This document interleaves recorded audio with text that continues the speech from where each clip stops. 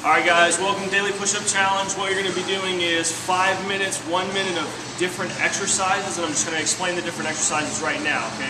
Dee is going to help us out. So first one is planks. You have to plank for an entire minute, okay? And you want to go unbroken, so you're going to get into this position here. You can be on your elbows. If you need to, you can go onto your hands, but the most important position is happening right here. You want to make sure that your hips are right in between your shoulders and your ankles, and that your abs are crunched tight, and that you've rotated your butt under, okay, to get rid of this. You don't want to have any lumbar curve right here, okay? If you feel any back pain whatsoever, more than likely it's because you're letting your back swoop. Go ahead and let your back swoop, relax. Like this, okay, and that's going to cause back pain. So you want to crunch those abdominals tight, tuck your butt under, okay, and stay in this nice plank position, okay, for 1 minute. Then you're immediately going to flip over onto your back and go into flutter kicks. Now, hands straight down to the ground, press your palms into the ground, but also press your lumbar curve into the ground so that you wouldn't be able to press anything underneath your lumbar spine. Crunch forward, tuck your chin, and start doing flutter kicks, okay? And this is immediate, okay? So as soon as you're done with the planks, flip over and start knocking out your flutter kicks. If you need a modification for this, you're going to bend the knees, okay, slightly, and continue movement from the hips, okay? So you're not kicking your knees, you're kicking from the hips. Again, your lumbar curve should stay pressed into the ground at all times, okay? Crunch forward, tuck your chin, make sure you're not jacking your head back like that.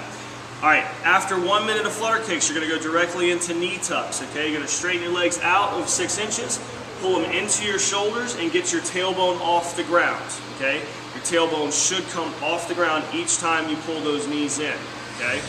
You're trying to get as many repetitions as possible in a minute, so be moving fast, but make sure that your form isn't going to hell, okay?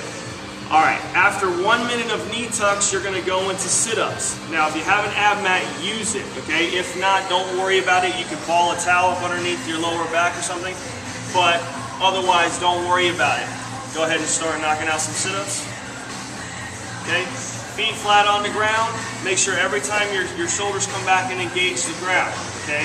You want to be opening up the abdominals every single time you come in. Breathe in, breathe out. Breathe in, breathe out, okay?